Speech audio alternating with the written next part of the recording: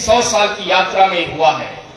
और जो लोग कहते थे क्या करेंगे, आज वो सब लोग संघ के साथ चलते हुए दिखाई दे रहे हैं। और संघ की पाचन शक्ति बहुत विशाल है, हिंदू समाज की पाचन शक्ति बहुत विशाल है। हम सबको साथ लेकर चलेंगे और यही मंत्र देंगे, सर्वे भवन्तु सुखिनः, सर्वे सन्तु निरामयाः, सर्वे भद्राणि पश्यन्तु मा कश्चित् दुःख भाग् भवेत्। आज हम पूज्य संत परंपरा को मंच पे देख रहे हैं। ऐसे हजारों संत, हजारों परंपराएं, हजारों लोग, हजारों माताएं बहनें निकले हैं घर को छोड़कर, मंचमाला माइक को छोड़कर। और बहुत तो ऐसे हैं जिनका हमें नाम भी नहीं मालूम हुआ। वो किसके लिए निकले हैं? वो अपने लिए नहीं, अपने लिए चाहते तो लाखों करोड़ों का जीवन बसा सकते थे। वो लोग निकले हैं, ये भारत की विराट संस्कृति बची रहनी चाहिए, भारत बचा रहना चाहिए, हिंदू समाज बचा रहना चाहिए, हिंदू धर्म की खोज में लगा रहे, ऐसा हिंदुस्तान बना रहे, इसके लिए निकले हैं। क्योंकि ये भारत पूरी दुनिया को दिशा देने का काम करेगा। और भारत तब शक्तिशाली होगा जब यहाँ का रहने वाला हिंदू समाज शक्तिशाली होगा। हिंदू समाज तब शक्तिशाली होगा जब एक एक व्यक्ति, एक एक माँ बहन, एक एक नौजवान के हृदय में एक विराट स्वरूप, विराट संकल्प होगा। और एक मजबूत भारत पूरी दुनिया में शांति का रास्ता दिखाएगा। कमजोर की दुनिया में कोई नहीं सुनता है, ताकतवर की दुनिया में सब कोई सुनते हैं। अपने संघ में गीत बोलते हैं, जग नहीं सुनता कभी दुर्बल जनों का शांति प्रवचन, सर झुकाता है उसे जो कर सके रिपुमान मर्दन। हृदय में हो प्रेम लेकिन शक्ति भी कर में प्रबल हो, ये सफलता मंत्र है, करना इसी की साधना है। हिंदू युग आज का युग, धर्म शक्ति उपाधि भारत। इस संकल्प के साथ हमको बढ़ना है। इसका मतलब हमें जीवन में कुछ अच्छा कार्य संपन्न करना है। एक 40 साल 50 साल की आयु अपने घर गृहस्थी में जो गृहस्थी का जी रहे हैं उनको जीने दे, लेकिन उसके बाद क्या करना, ऐसे बड़े बुजुर्गों को प्रेरणा देना, नौजवान इस राष्ट्र के, समाज के, धर्म के काम के लिए एक संकल्प के साथ, एक शक्ति के साथ आगे बढ़े, इसकी आवश्यकता है। और ये जो पूजनीय संत महंत एक बड़ी मात्रा में इस हिंदू राष्ट्र की रक्षा के लिए, हिंदू धर्म की रक्षा के लिए, सत्य सनातन की रक्षा के लिए निकले हैं, इसका मतलब ये हिंदू सामान्य नहीं है। हिंदू संस्कृति के बट विशाल, जिसकी चोटी नभ को छूटी, जड़ जिसकी पहुंच रही पाताल, हिंदू संस्कृति के बट विशाल। जिनको हिंदू की कल्पना नहीं है वो छोटी मोटी बात मानते हैं कि टीका लगा लेना हिंदू है, चोटी रख लेना हिंदू है। हिंदू एक विराट चिंतन है, विशाल चिंतन है। हमारे यहाँ कहा जाता है Hindu is the not a life, Hindu is not a religion, Hinduism is the way of life and view of life. जीवन जीने की पद्धति है। और हिंदू जब भी शक्तिशाली होगा तो किसी को दबाएगा नहीं। हिंदू जब भी शक्तिशाली होगा पूरी दुनिया को, लड़खड़ाती हुई दुनिया को, लड़ती हुई दुनिया को, बारूद के ढेर पे खड़ी हुई दुनिया को और भ्रमित लोगों को एक नया रास्ता बताने का काम करेगा। वो है हिंदुत्व। हमारे यहाँ के कवि ने लिखा है, हमारे यहाँ के राजनेता कवि हुए अटल जी ने, उन्होंने लिखा है कि कोई बतलाए काबुल में जाकर कितनी मस्जिद हमने तोड़ी, भूभाग नहीं सत मानव के हृदय जीतने का निश्चय, सत मानव के हृदय जीतने का निश्चय। ऐसी ये साधना हम सबको मिलकर करनी पड़ेगी।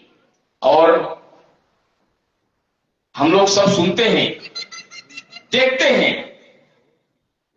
लेकिन अपने 4 कदम 8 कदम 10 कदम राष्ट्र के लिए, समाज के लिए केवल सुनने की अच्छी अच्छी बात, उससे काम नहीं चलेगा। यहाँ के कार्यकर्ताओं ने बहुत सारे लोगों को सूचना दी होगी, वो घर से बाहर नहीं निकले होंगे, लेकिन निकलना पड़ेगा। आज हम अगर घर से बाहर नहीं निकले तो 15 साल बाद घर से बाहर निकाले जाएंगे। कब तक सत्ता सरकार के लोगों के भरोसे बैठे रहेंगे? कब तक हम प्रशासन के भरोसे बैठे रहेंगे? हमारी असली ताकत हिंदू समाज में शक्ति का निर्माण है। मंदिर बनाना कोई बड़ी बात नहीं है, लेकिन मंदिर की रक्षा करना, उसके लिए समाज का जागरण करना, उसके लिए संगठित शक्ति का निर्माण करना, ये कहीं उससे भी ज्यादा आवश्यक है। ओवैसी ने एक बयान दिया था, ये राम मंदिर बना लो, अभी तुम्हारी सत्ता है, सरकार है, लेकिन आगे चल के ये हमारी मस्जिद थी, हम अपने आवाम को, आने वाली पीढ़ी को, अपने लोगों को यही बताएंगे और फिर से हम यहां पर मस्जिद बनाएंगे। उसने अपने बयान में बोला है। लेकिन हमारी सबके हिंदुओं की ताकत अगर जागृत रही, हम सब लोगों ने 22 जनवरी को प्राण प्रतिष्ठा का कार्यक्रम देखा होगा। लाखों लोग लौटकर अयोध्या से वापस नहीं आए। हजारों माताएं अपने बेटे का इंतजार करती रही कि वो वापस आएंगे, लेकिन वहां के लोगों ने नारा दिया था कि परिंदा पर नहीं मार सकता है। लेकिन हमारे लोग भी गए, राम लला हम आएंगे, मंदिर भव्य बनाएंगे, इस नारे के साथ गए। और बीच में लोग कहते रहते थे, ये संघ के लोग, ये भाजपा के लोग, हिंदू विचारधारा के लोग राम मंदिर को चुनाव का मुद्दा बनाते हैं। लेकिन हम उन सबको बता चुके हैं कि राम लला हम आएंगे, मंदिर भव्य बनाएंगे, सबको तारीख बताएंगे, भारत देखेगा, पूरी दुनिया देखेगी। ये हमने अभी हिंदुओं ने अंगड़ाई ली है। हिंदू अभी जगह नहीं है। अभी हिंदुओं ने यानी कि थोड़े से लेटे लेटे हलचल की है। आंख खोलकर जब खड़ा हो जाएगा, पूरी दुनिया के अंदर हिंदू समाज ही संपूर्ण दुनिया का मार्गदर्शन करेगा, उनको दिशा देने का काम करेगा। अभी ये थोड़ी सी अंगड़ाई है। अंगड़ाई में ही हमने देखा भगवान राम के भव्य मंदिर का निर्माण हो गया। अंगड़ाई लेते ही हमने देखा सोमनाथ के मंदिर पे जिन लोगों ने अत्याचार किए थे, हमारे देश के प्रधानमंत्री जी ने वहां भी एक कई दिनों का कार्यक्रम रखा और एक बड़ी मात्रा में नौजवान, माता बहन, एक प्रबुद्ध वर्ग पूरे देश का वहां से जुड़ा। हम सब ने देखा हिंदू समाज अब जागरूक होता है, किस प्रकार से गलत बात करने वालों का विरोध इस देश में शुरू हो जाता है। हिंदू समाज जब जागरूक हो जाता है, धारा 370 कश्मीर से कैसे हट जाती है। क्योंकि यहाँ का संचालन कर रहे कवि हैं, भाई साहब ने भी अभी कविता के रूप में कुछ बात कही।